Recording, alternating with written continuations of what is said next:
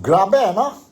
Ang mga reaksyon ng mga tao, be it pro Duterte or pro Marcos. Dahil po ano nangyari. Yun mga retrato lumabas sa social media platform, no? Sa social media platform na kahapon. Mayroon na picture lumabas si Senator Ruben Padilla. Kasama niya si Amy Marcos po, no? Parang nag-endorse. Tapos lumabas din ulit ang retrato ni Amy Marcos. This time around, na together siya po with VP Inday Sara Duterte. Mayroon din isang retrato lumabas na nandyan si VP Sara, sa gitna si Villar, the former senator, speaker, president, si Villar, at saka ang anak niya si Camille, who is now aspiring to be a senator during this midterm election scheduled on May 12. So, dalawang picture po. At saka ang dami mga, sabi natin, mga reaction ng mga tao. Sabi nila, ano na ba ito? Ito si Camille and Amy Marcos. They already left ang alyansa ng Bagong Pilipinas and joined already ang PDP Laban or ang grupo ni Duterte. Or ano ba ang totoo talaga? Maraming mga speculation left and right po. Mayroon they welcome it. Others, they bash itong si Inday Sara Duterte. They even bash even si Camille. They even bash even si Amy Marcos. For reasons only known to them. But anyway, today is April 15 na po. And it's a Tuesday. Medyo late tayo nag-umpisa ang vlogging natin dahil po busy tayo this morning and this afternoon. And marami tayong nakasikaso. And of course, I was trying to get some news dito po sa Philippine Embassy dito sa Kuala Lumpur. But, yeah, because I wanted to observe dyan sa embahada natin na dito po sa Kuala Lumpur. So, kumusta ang, sabihin natin, voting exercise? Kasi nag-umpisa na po, no? Sunday pa, nag-umpisa na ang online na voting para sa mga overseas Filipino workers. And tuloy-tuloy yon hanggang sa May 12. May 12 po. When the closing time of polling sa May 12 dyan sa Pilipinas, simultaneous din nyo po sa iba-ibang polling centers sa ibang nation po outside the Philippines. And narinig natin, marami din mga complaints about alleged cheating on this online voting. And mayroon din mga overseas Filipinos, kaya dyan po sa Singapore and sa ibang nation, they are calling the COMELEC. They're calling the COMELEC kung pwede ihinto na yon na online. Some areas, some countries, no, where the Filipinos went and do their online voting, they also allege some irregularities po, no? And they are saying, mabuti pa kung manual na lang. Manual voting na lang sila. And some embassies and consulate offices, they also allow this thing po. They also allow these things. But anyway, sana lang po ang gobyerno or ang COMELEC in charge dito po sa midterm election natin schedule on May 12. Sana lang po with all these complaints, they have to investigate and find out whether genuine ba ito, may base ba, may basis ba ang mga complaints or allegations made by overseas Filipino voters. Kung sakali they found that there is a basis, there is truth on it, then we hope they will act immediately po para hindi masayang ang mga boto ng mga overseas Filipino workers po. We are not happy, we will not be happy if at the end of the day we will find out na may cheating pala ang election natin po. Remember, kaya sabi ni Tatay Digong when he was the president, overseas Filipino workers are the modern heroes po. Dahil ang remittance namin every year increasing sa kamalaki, and it is really helping the Philippines po in terms of the economy or yearly revenue of the country or of the Philippines or ang gobyerno, the president or incumbent government. So, ganun yan po. No? Ganun yan po. We just hope and pray that everything will be, or our midterm elections schedule on May 12 will be carried out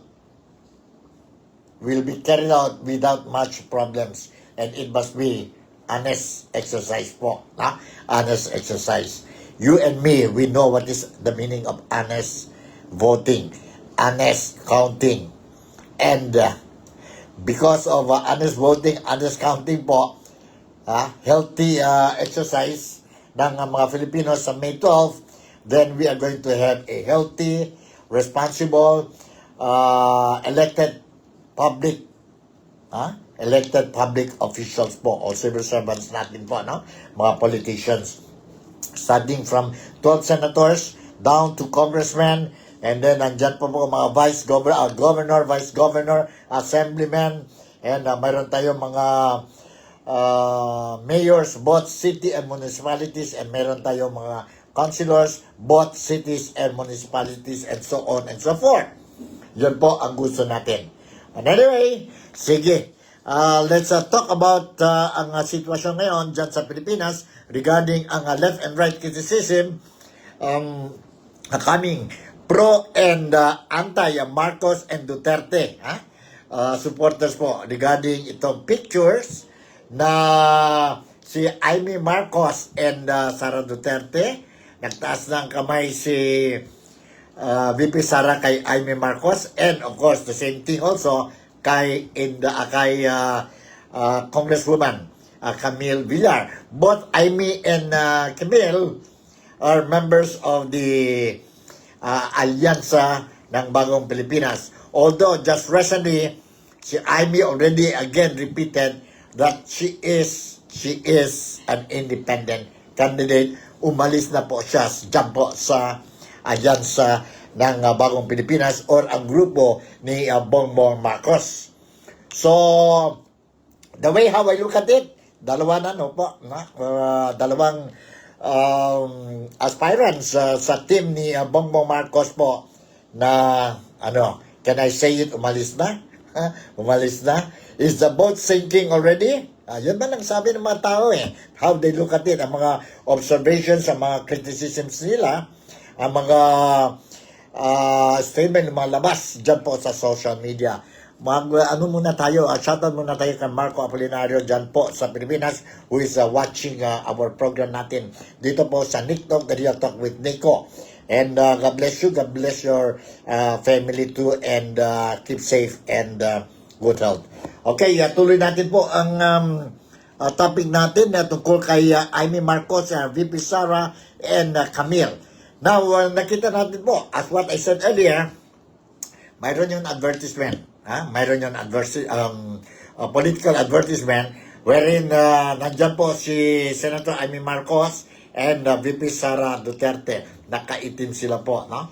Ang nila is darkness, itim yan po, no?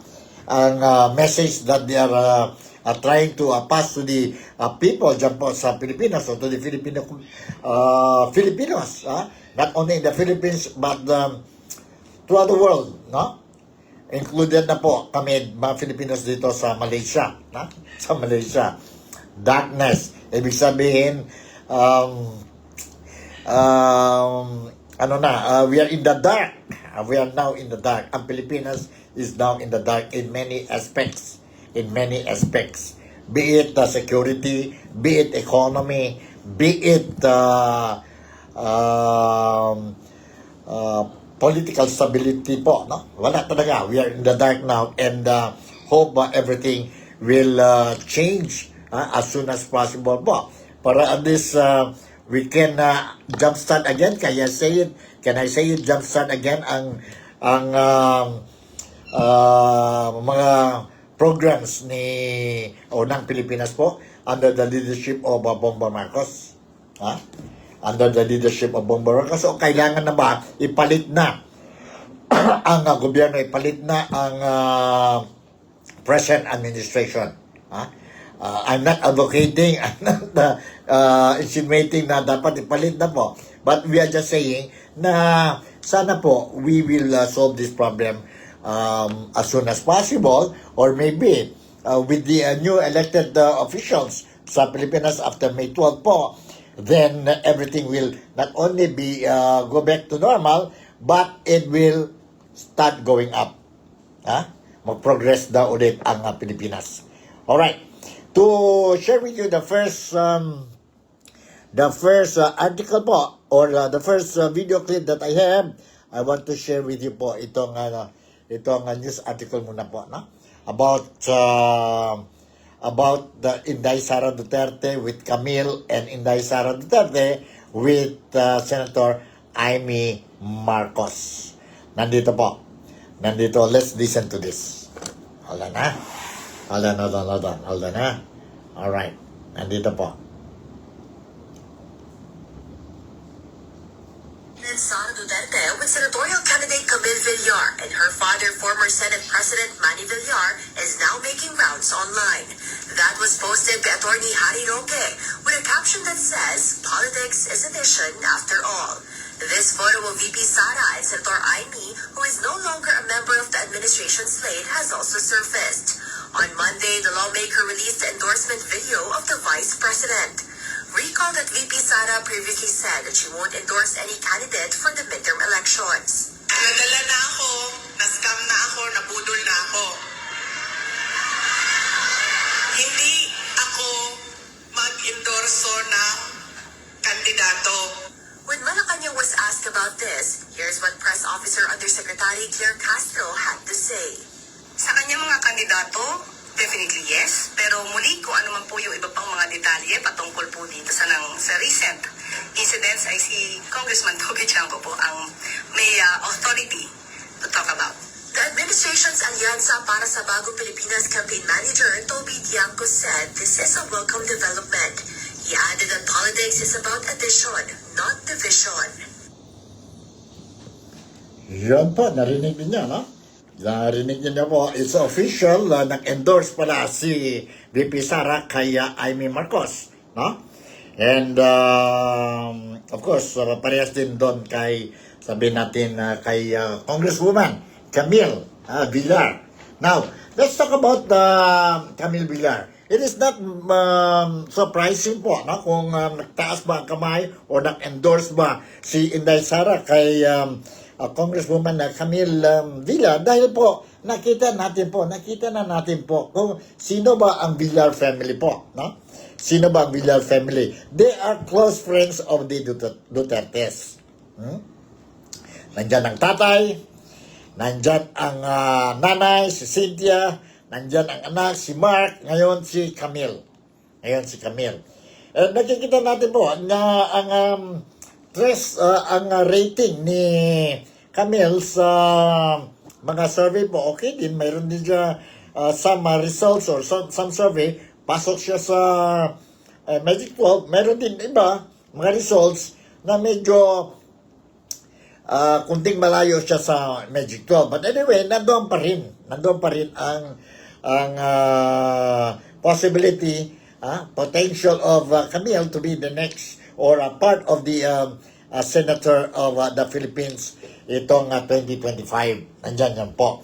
Financially, they are very stable. Correct yun. Financially, they are very stable. Kaya nga, kung nakita ninyo ang trend ni Camille, no? Ang trend ni Camille, na although it's still considered 50-50 pa, no?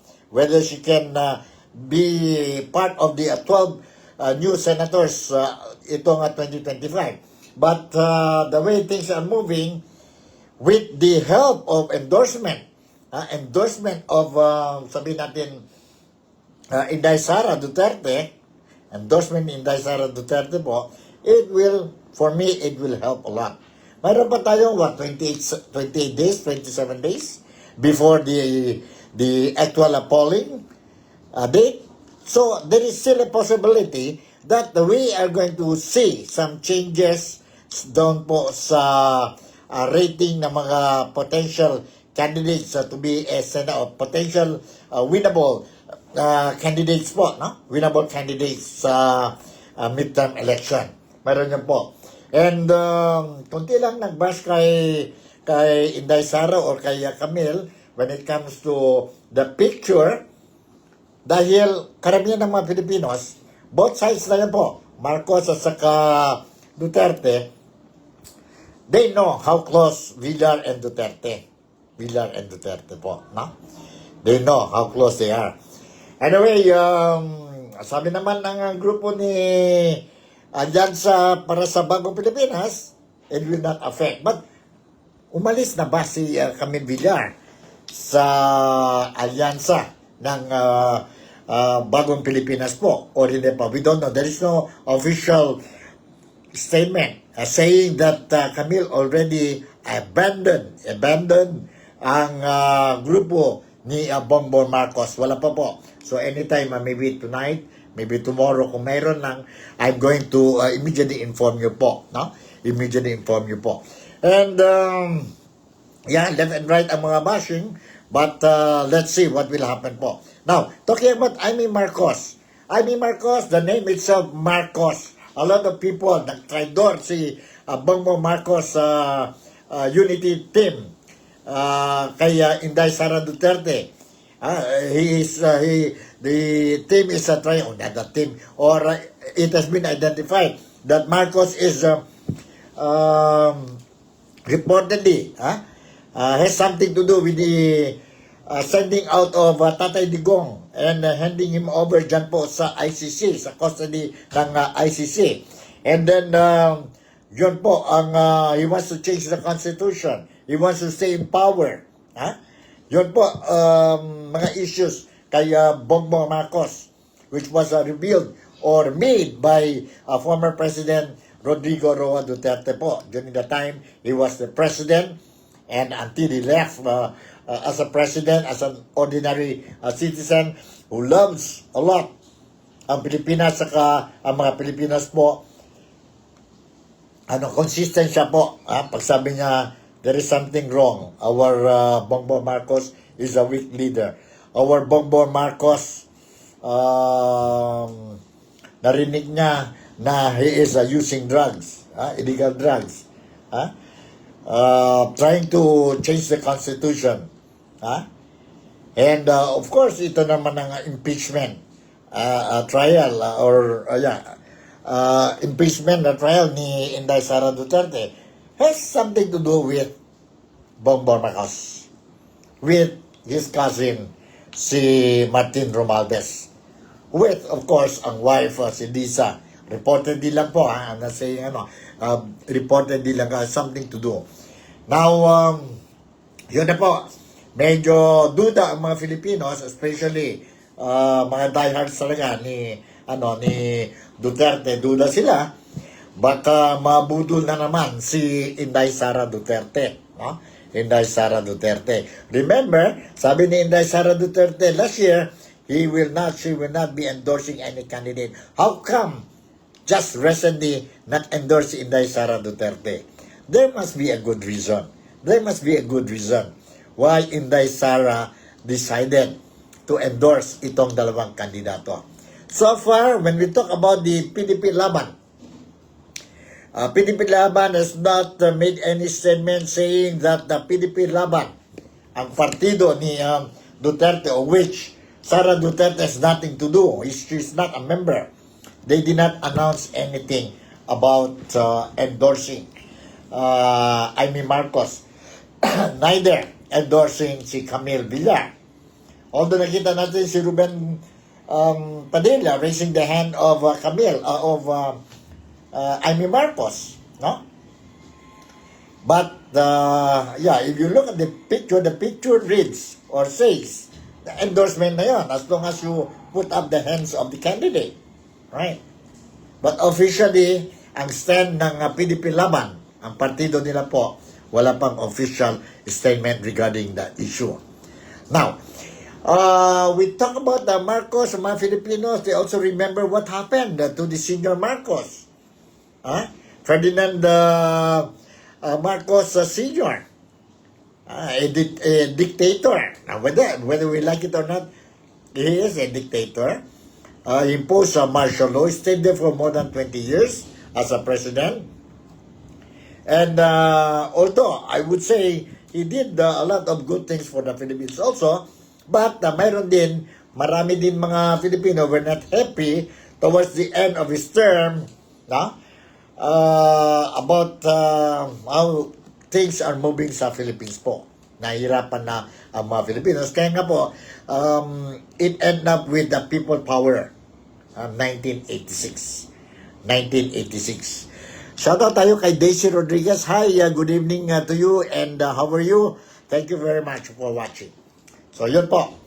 Yun po, that is the thing that we have to remember. Now, nandito naman ngayon si Jaime Marcos. Although I look at the intention of Jaime Marcos is good. It's good. Okay, he was the one who played a very crucial, big role sa formation of the unity team 2022 presidential election, because she was the one who went to Inday Sara Duterte sa Davao and talked to her and convinced her na kailangan, sabi niya nga kailangan in order for Bongbong Marcos to win in the election as president, kailangan talaga ang tulong ni Inday Sara Duterte.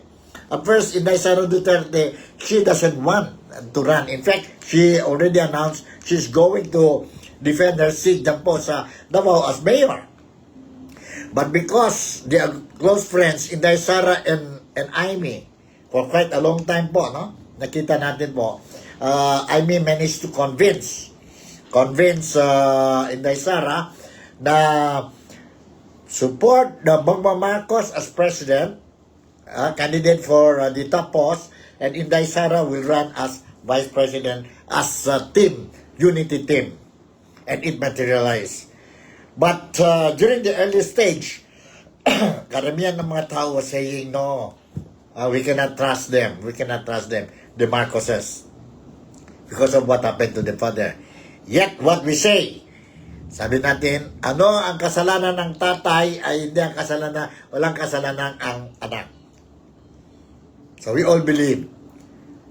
So, at the outcome of the election, si Bongbong Marcos became the president, and VP Sara became the vice president, although the vote of VP Sara is more than of that of Bongbong Marcos. Bongbong Marcos. And slowly po, what happened? Nagulo na po. And at the end of the day, ngayon, wala nang unity team. She helped a lot. Do the unity team. Now, this team, this group, who are in the position, they want her to be out because she is a threat. Si Inday Sara Duterte is a threat to them pagdating ang 2028 presidential election po. And itong midterm election sa next month, May 12 po.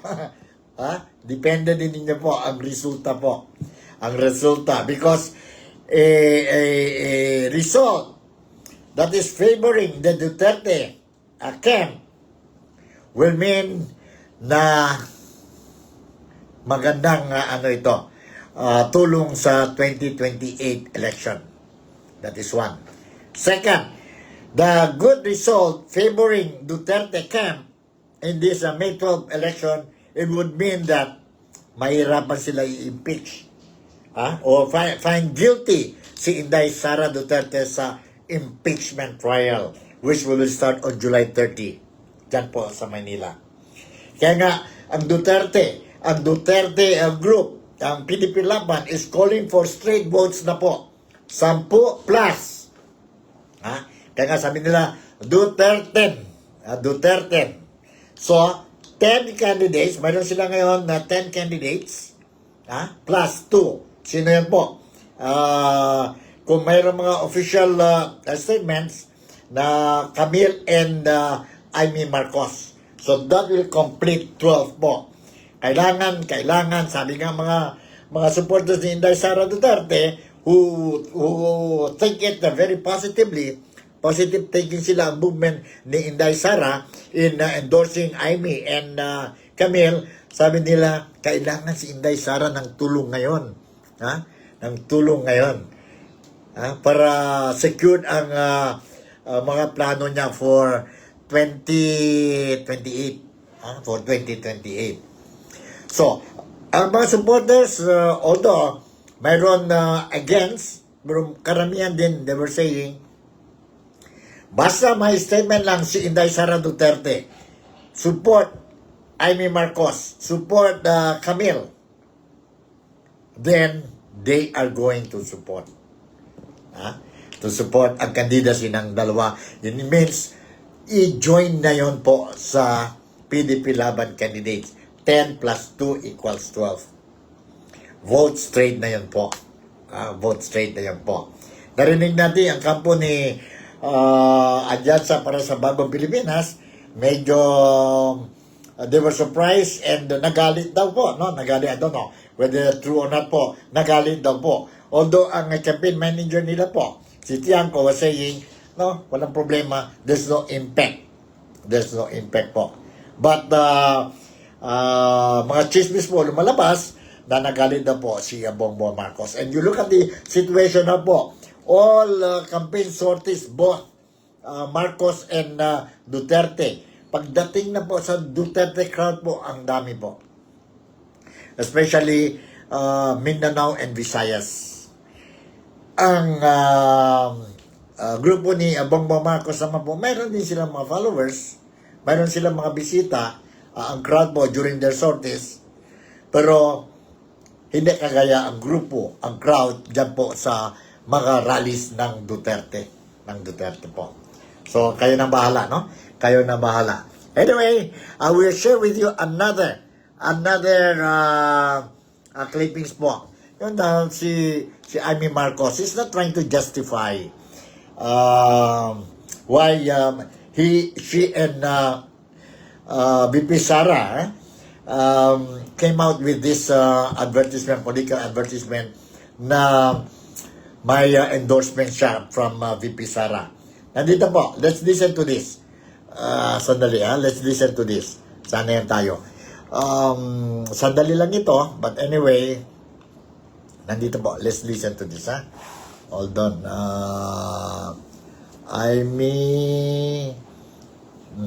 Ano ba ito?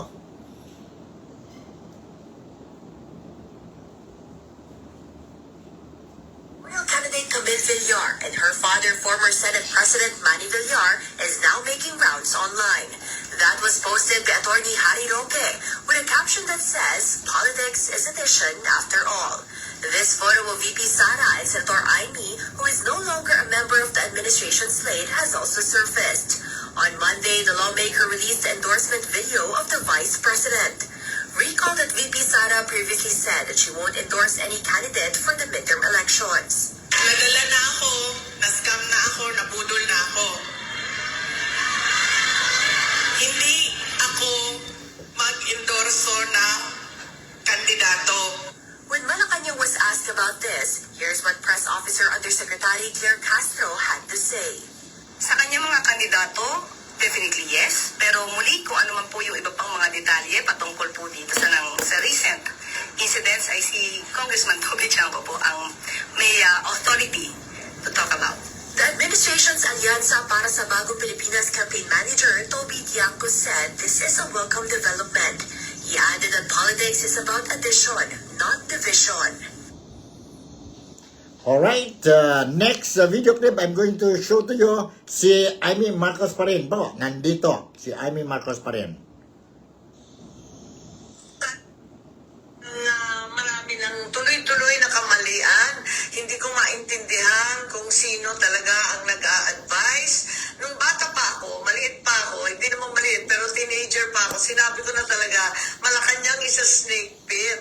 Nung panahon ng tatay ko yun, kasi kung ano-ano ang, kung sino-sino lumalapit, kanya-kanyang agenda, ngayon, ang nangyayari, talaga nakakatakot. Kaya sana pinagdadasal ko lagi ang aking kapatid na mabalik sa tamang landas dahil hindi na tama itong mga pangyayari, itong politika na mapang-api, mapahigante, hindi na siya ayos. Tutukan natin ang problema ng mamamayan. Balikan natin ang ating tungkulin. Ma'am, hindi ba Okay, yun si Amy Marcos, ang statement niya po when interviewed by the local media dyan po sa Pilipinas yesterday or this morning. Now, nakita natin po. Two things yun po Amy Marcos and Bongbong Marcos magkapatid. Elder sister si Amy. When it comes to family relationship, nag-aaway sila. Concerned siya sa kapatid niya na what the kapatid is receiving is wrong advice from the people around him. So yun, kapatid, elder sister, yun po. To the extent na hindi na sila magsalita ngayon because according to Amy Marcos, na there are some people, they are blocking, para itong dalawa, magkapatid, they will be able to talk. Now, may away din sila po, accordingly reportedly, ang first lady natin po, si Liza Araneta. That's why they also don't talk. So, partly siguro ang, sabi natin, part of the advisor, si Liza, of course, she is the wife of the president. You cannot avoid or deny every time they go to sleep, before sleeping po, they sleep in one bed. Of course, they will be talking. Normal yun po. Normal yun po. So, okay. When it comes to their family relationship, nakita natin po, concern si Amy Marcos sa kapatid niya.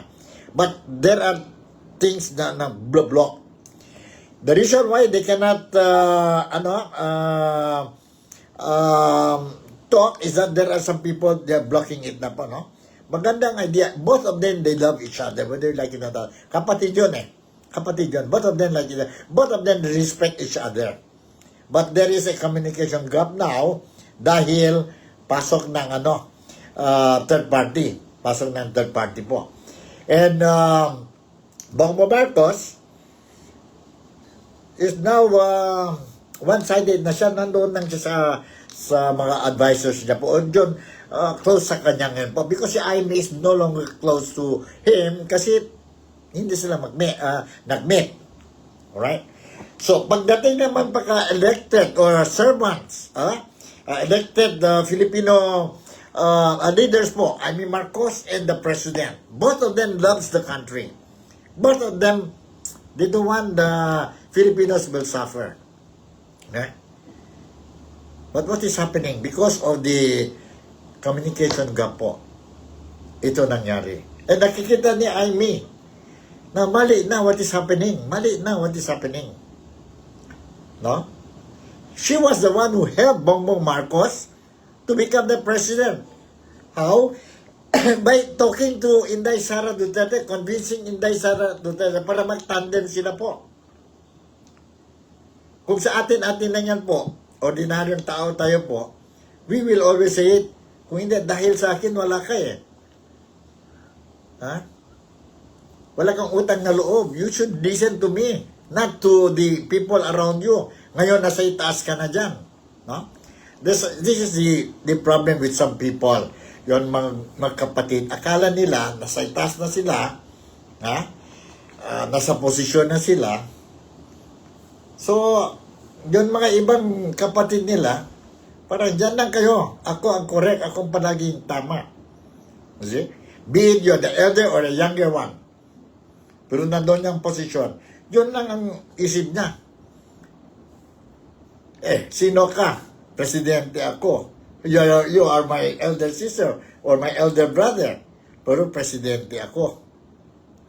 I make the decision. Unknowingly, or maybe he knows, na every move that he's making may impact sa mga Filipinos. May impact sa pamilya nila, ang pangalan Marcos. Yun po.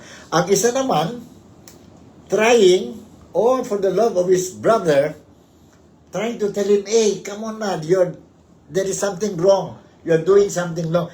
Please realize I'm praying for you. Pero hindi siya na. So, to the extent, sacrifice na ngayon si Amy Marcos. Amy Marcos, so already sacrificed. Sabi niya, itong Marcos, we were given the chance to redeem our name. But what happened? Nag-spoil ang presidente natin. So you cannot blame her po. All for the love of the country. Love for the Filipinos. Kuha na lang siya yung po mga criticism. But deep inside her, I know, I believe, na he loves his brother. He also loves Philippines and the Filipinos. Kaya nga sabi niya, kung pwede, ayaw ko na yun, kung pwede lang, mag-peace na lang kayo eh. You never heard, Marcos condemning VP Sara Duterte. No? You never heard po. And what she did, itong hearing kay Duterte ngayon po, no? Diyan sa Senado po. That is something that is not a joke, no? It's not a joke. So that's how I look at it. We will talk later on about this simple, pero let's be realistic. Real talk with Nico. Ganon yun po. May mga kapatid, nasa posisyon na sila. Akala nila sila na lahat. Sila na ang tama. Ang mga iba, walang alam. Siya na lang. Only to find out one day, you will wake up, you will realize na sayang, hindi ko narinig sa kapatid ko. Mahal na mahal pala sa akin ang kapatid ko. But that time, close ang eyes ko, close ang ears ko, because I'm enjoying the material things sa akin, surroundings. Ako ang presidente, ako may pera, ako ang mag-utos sa kanila. I make the decision without forgetting your own family you are destroying. Your own people who put you in that position, you are killing them.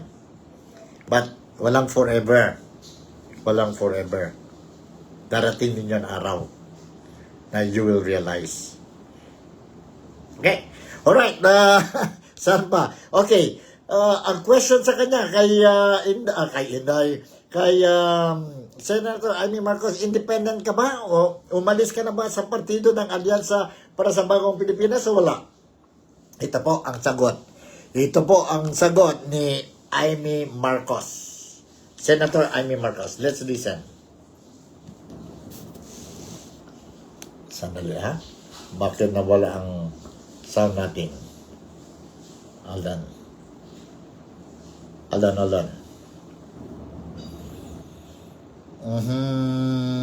46. Independent pa rin ako, okay lang. Kung sino mag-endorse sa akin, nagpapasalamat ako. Tuwa nga ako kay Senator Robin. Kasi ang bilis niya eh. Sabi niya, sige, ready na ako. Pagdating galing sa Hague, talagang nag-shooting na rin kagad.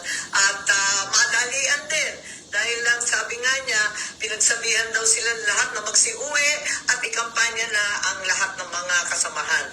Kaya tuwan-tuwa ako at nagpapasalamat din kay Senator Robin, bonggang-bongga. Nag-enjoy ako sa shoot pero nakakapagtaka.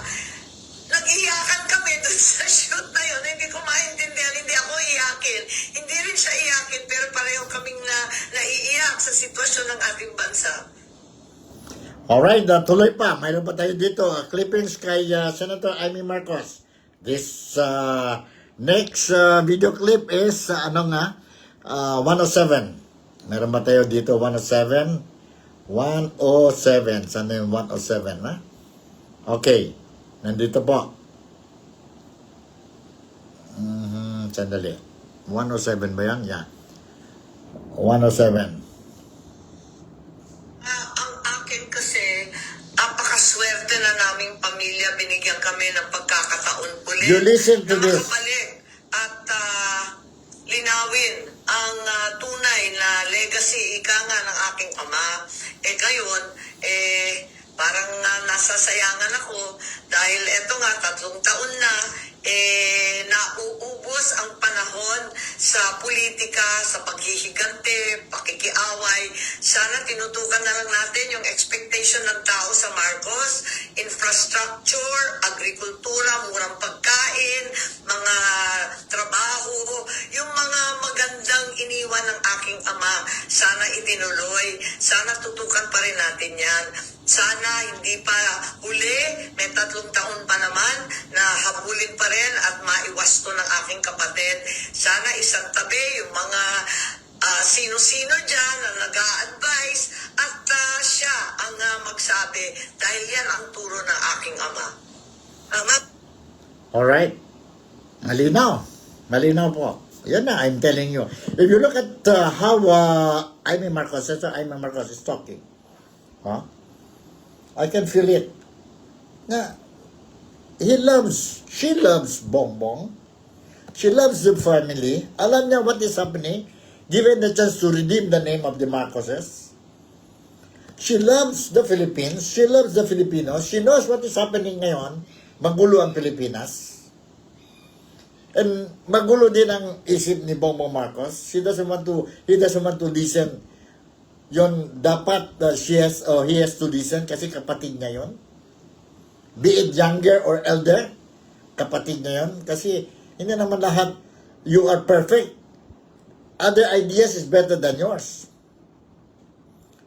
Si Bongbong Marcos, he refused to, I don't know, whether refuse or what, stubborn or refuse or what. Siguro dahil nag-isip siya, nandito na ako, presidente ako, I'm in power. Who are you?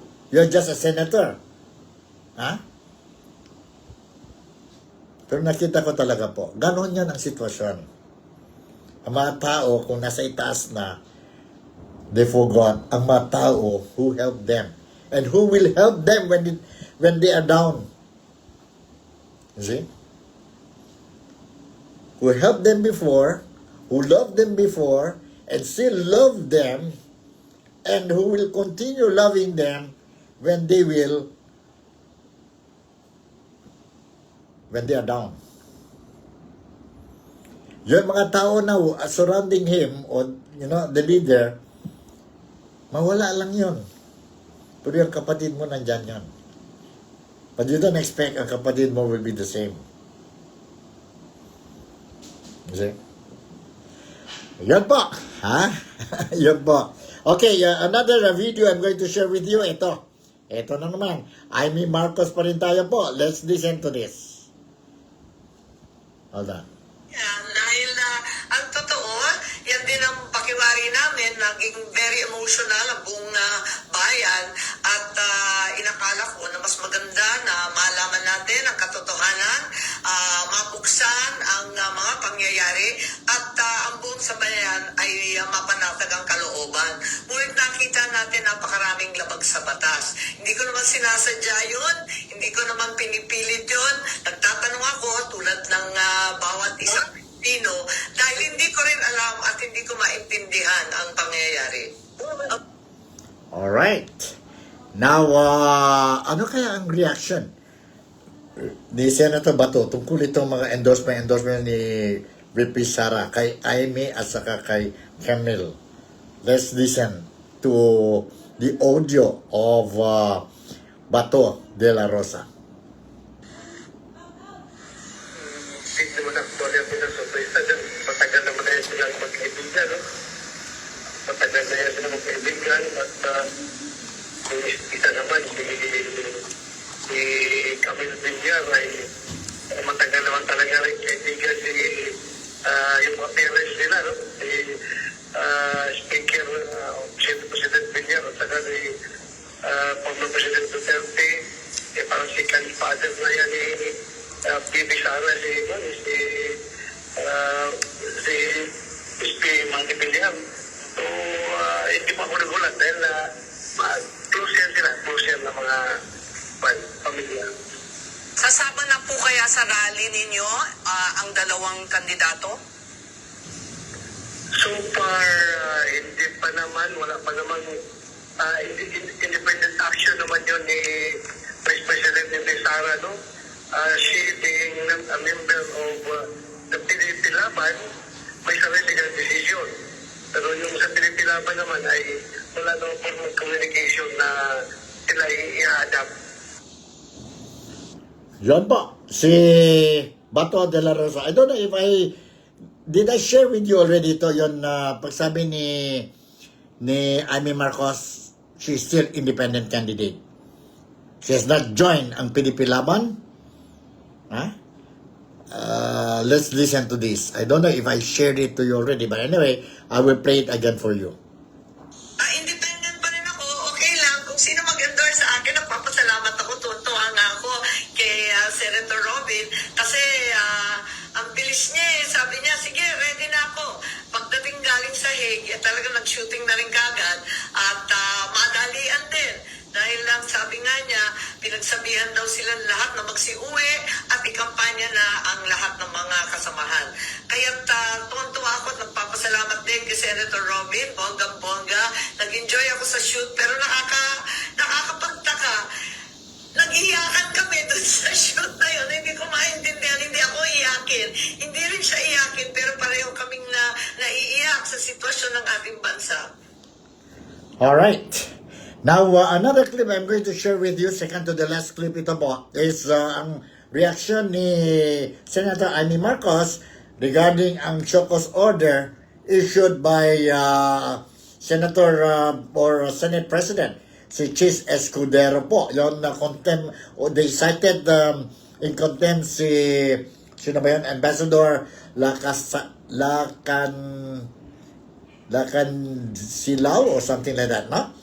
Now, nandito po ang statement ni Amy Marcos. Hold on, ha? Okay. Statement ni Amy Marcos is 48. Nandito. Talaga yung mga pinagsasabi.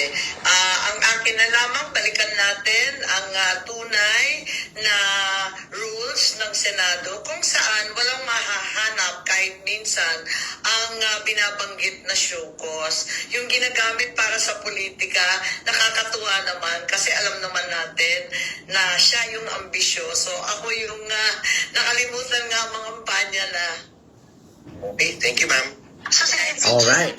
So, yun po, si Amy Marcos. And finally, ito po, tungkol sa advertisement nila ni Amy Marcos at saka ni VP Sara. Bakit they use the word itim, black, or darkness? Nandito po ang statement ni Senator Amy Marcos. Ayun na nga, sabi ko nga bakit nga ba itim? Siya nagpupumiglas na talagang kinakailangan itim. Pagkat ang sabi niya, nagluluksa ang bansa at maraming naghihirap, gutom na ang sikmura, gutom pa sa justisya. Hindi na tututukan ang sadyang problema ng ating bansa, hindi na susolusyonan. Kaya maraming problema, ang korupsyon, bumalik na naman tayo dyan sa mga krimen. Kaya para sa kanya, luksa daw. Nag-iisip nga kami ng maigi kung paano gagawin, pero nagawa naman ng paraan. At yung itim, simbolo na ipaglaban ang tama, itama ang mali. Ma'am, sabi nyo, madalian lang tong shoot na to, no? Nung Oo. Ma'am, I need to ask directly, ito po ba ay resulta or sort of reward ni VP Sara sa inyo after the series of hearings that you conducted about the ICC arrest of his father? Reward ba ito o paano ba? Ay, hindi ko naisip yun. Hindi rin niya naisip. Talagang nag-uusap na kami noon pa. Sabi niya, tsaka na ang mga kampanya, ayoko nang umikot nitong eleksyon na to.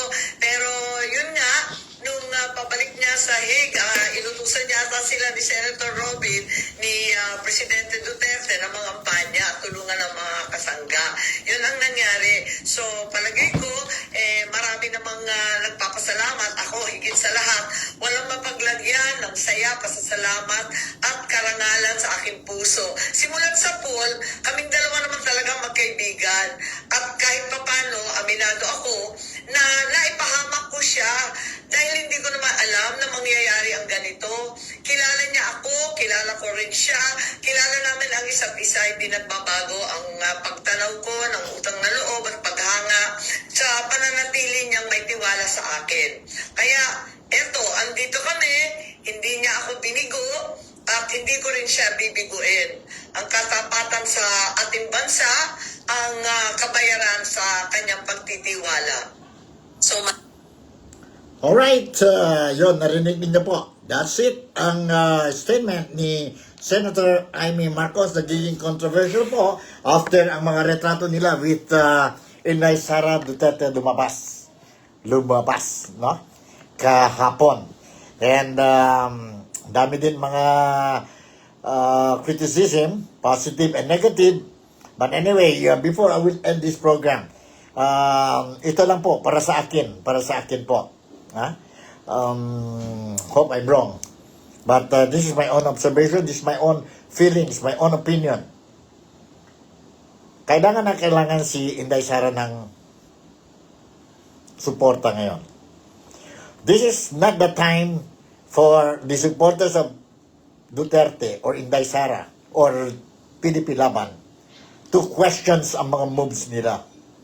This is critical. Remember, malapit na ang election is another 27 days. Remember that the clock is ticking sa July 30 impeachment po. Remember, every day, every week, every month, every year, it counts po sa 2028. Let us trust our leaders. Let us trust our leaders. Mahirap na po if you doubt your leader. Mahirap na po. This is the time that ngayon, hindi kailangan mag-doubt tayo ang leader. We have been fighting for it. Let us be united. Continue to support Inday Sara Duterte. Pag sabi ni Inday Sara Duterte, pag sabi ni Tatay Digong, which we say, we love, we believe, ang kind of leadership na mayroon si Tatay Digong. Unquestionable. Follow, pag sabi ni Tatay Digong, maybe through Inday Sara, suportahan natin, kailangan natin ito, dalawang kandidato, Villar and Marcos, plus ang 10 candidates natin sa PDP Laban. We need a strong team dyan po sa Senado after the midterm election po. We need a strong public servants, congressmen dyan sa Kongreso. We need tao natin, dapat ang leader dyan po sa munisipyo, sa syudad natin po, sa probinsya natin po. Let us listen to the appeal, to the cry of our leader. Do not question po. We are matured, nakita na natin po. Kailangan pa ba tayo mag-question? Nakita na natin. It has been proven ang leadership ng Duterte. Unless pangit ang performance ni Duterte during the time when he was the president, and then he will be asking this kind of favor sa ating ngayon po. So ako mismo po, I will say no way. When he stepped down as President of the Philippines, mataas ang rating niya, trust rating hanggang ngayon po.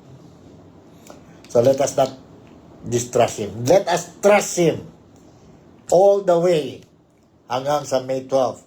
Vote straight PDP Laban candidates plus Camille Villar and Amy Marcos. Yon ang ngingi ni Tatay Digong sa mga supporters, sa mga Filipinos po sa May 12. So hanggang dito na lang. Again, si Nico Fabian would like to say thank you very much for making me a part of your day. And sorry day tayo. So I'll see you tomorrow. God bless you. Bye. And I love you.